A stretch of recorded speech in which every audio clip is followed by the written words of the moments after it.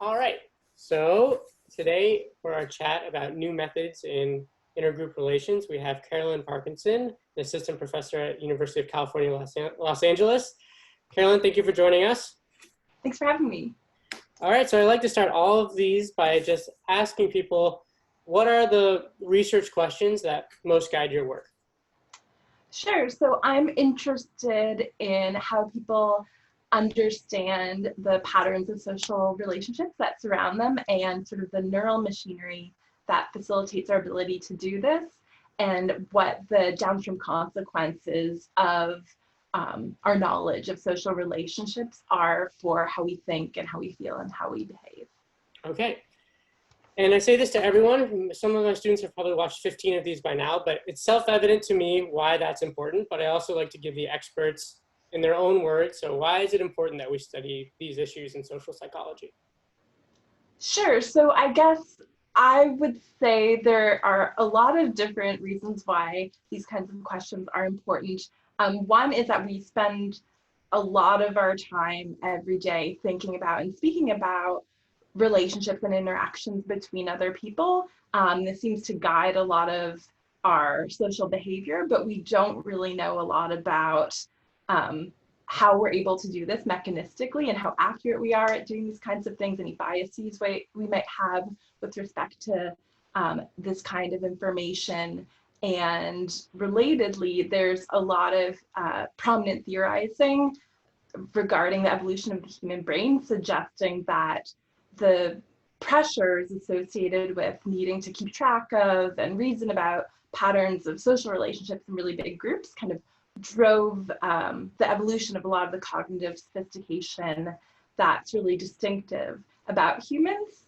But in spite of that, we actually don't know a lot about what that looks like and the extent to which we're able to track patterns of relationships and how they impact our social behavior and our social cognition. Okay, interesting. So jumping off of that, it's what you find so interesting about this topic is partly that when we were evolving as a species, it was the social machinery that came first, and then it kind of facilitated cognitive development, which a lot of people might think it's the opposite, that we had this cognition develop and then we applied it to our social world. But if anything, they might be more mutually reinforcing, or social might have even come first.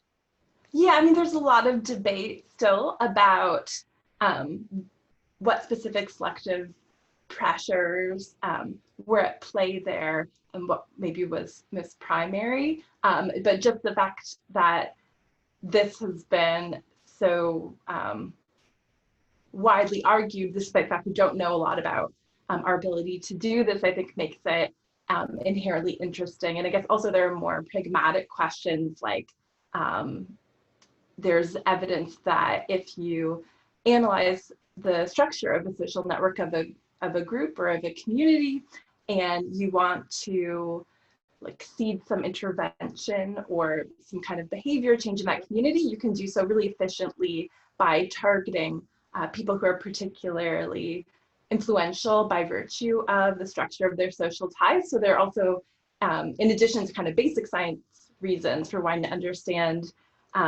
social networks, there are also a lot of kind of more applied and pragmatic reasons for doing so as well.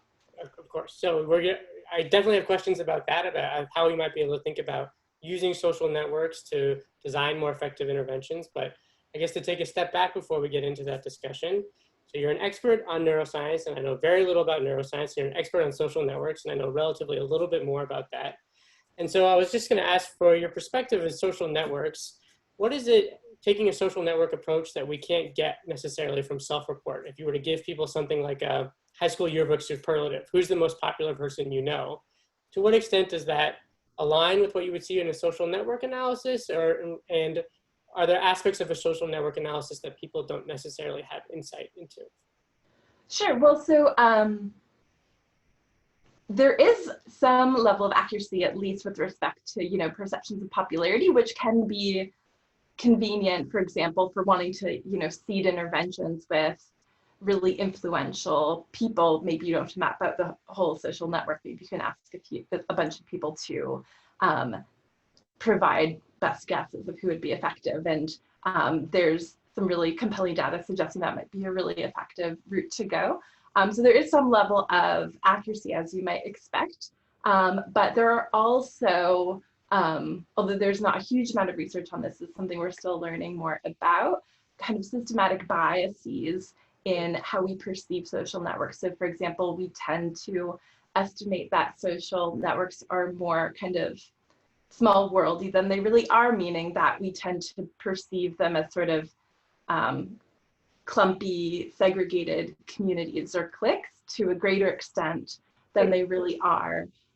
We don't always have a great sense of who is more than 1 or 2 degrees away from us in our social networks, but there's a lot of data from people like Nicholas Christakis and James Fowler showing that the influences on our behavior and our cognition and our affect go usually about 3 degrees out from us. So we're influenced not just by our friends or the people we interact with directly, or the people who those individuals interact with directly, but also by people who the individuals with whom we interact directly interact with who they interact with. Wow. And we don't really tend to know about those interactions or relationships, but there's a lot of data showing that they have a lot of impact on us. So there's some level of accuracy with respect to our perceptions of our social networks, but there's definitely some limitations there as well. Oh, it's really interesting that you bring that up, because I think it has real intergroup implications. So you can kind of tie what you were just saying to some findings in the intergroup literature. So for example, that people overestimate the amount of agreement with people in their own group. And that might be very tied to this perception that my in-group is more clumpy. I don't know if that's a real word, clumpy than it actually is. And that, really the people in your in-group also have these ties to people from out-groups. And that might be leading to why you think your group is more in agreement than they actually are. So I think that's a really nice intergroup perspective lens. So you've been very generous with your time, because you are self-described not intergroup expert, but you are an expert on this one, I think, really interesting methodology that I think we can apply to a lot of intergroup questions. And so I'm going to ask you to speculate a little bit here, but let's say we took a classic study in social psychology, the Robbers Cave experiment, where we had the eagles and the rattlers. These were 2 groups. They were put in separate parts of the camp, and they were made to really have this rivalry. And then the researchers brought them together and try and reconcile these 2 groups and to get a larger superordinate identity. So let's say in the 1950s, when you could actually run this study, you could also have a social network analysis. And so are there things that when you're trying to bring groups together that you would want to predict, that you'd predict beforehand to say, I think this group is going to successfully merge together, or they're going to overcome some intergroup conflict if we see these types of relationships emerge in a social network analysis? That's a really interesting question. As you said, I'm not an expert with respect to intergroup relations, so I'll preface anything I say with that. I guess some things that you might look at if you're interested in those kinds of questions are, for example, using community detection algorithms, which are basically ways of finding sets of relationships among people or things where there are lots of ties within a group and few ties across groups, and sort of finding some assignment of people to communities that maximizes kind of the modularity of what you're seeing. And I guess at the beginning, you might expect kind of these 2 really discrete modules, eagles and the rattlers, and as you kind of implement some integration, hopefully you would see these disparate communities kind of integrate, or if you still do see disparate communities, which you might expect not everyone is going to interact with everyone else, you might expect the makeup of the communities that form to be more diverse. And so you could look at sort of the proportion of people with a certain group identity in each community and see how that changes over time. And you might also, for example, relating to some of that research that I briefly mentioned earlier by people like Betsy Levy-Palak, they've done really cool research where, for example, with anti-bullying interventions, if you want to sort of disseminate those in schools, if you target the really influential individuals who are people who the other kids will pay a lot of attention to because they're seen as maybe more indicative of social norms because they're really well connected. If you choose a few campers to see the intervention with, you might see better kind of returns on your investment than if you just kind of spread your resources too thin and try to intervene with every individual camper or randomly select campers or something. Right. So when I was prepping for this discussion, I had this idea about, maybe there's a way that we could identify influential people in the network and we could use them to target these norms interventions or things like that. And then you're right, I looked into it and people have been doing this for the past 10 years or so. So it wasn't as original of a thought, but it seems like a really interesting application of these social network effects. And so, a previous guest, or I guess future guest, but previous person that we've encountered in class, put it like that, just had a paper showing the effects of norm interventions on reducing prejudice specifically. So if you can show other people that they are against prejudice, then that changes what you think is the group norm, and that changes how you internalize the prejudice that you have or the prejudice that you're willing to act upon.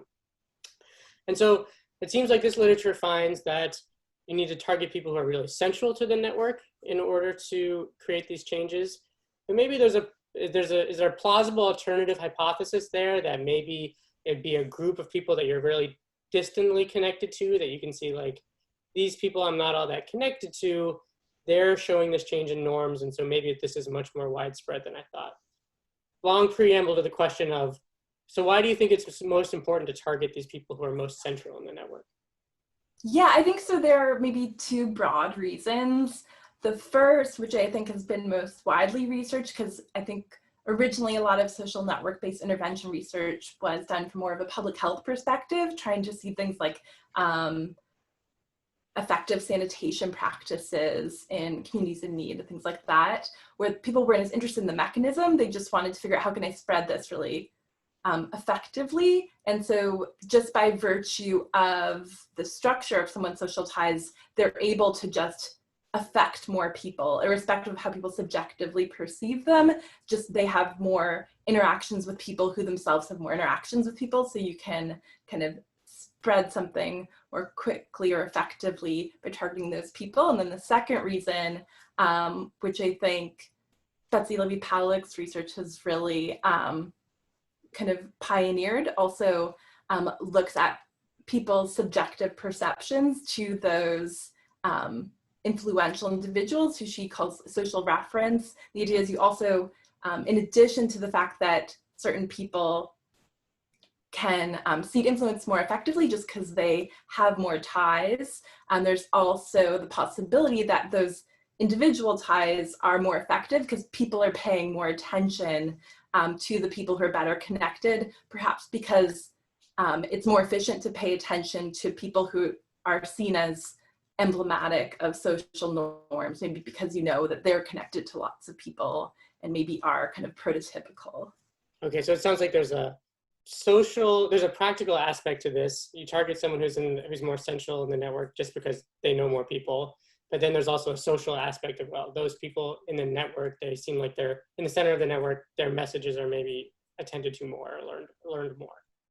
Yeah, and that's not to say like what you were saying about, seeing someone very distant from you enact a given behavior or evince a given norm, that would I would think, be really effective too. I guess there's just a question of how often do you observe those people, probably a better chance of being exposed to people with whom you interact with.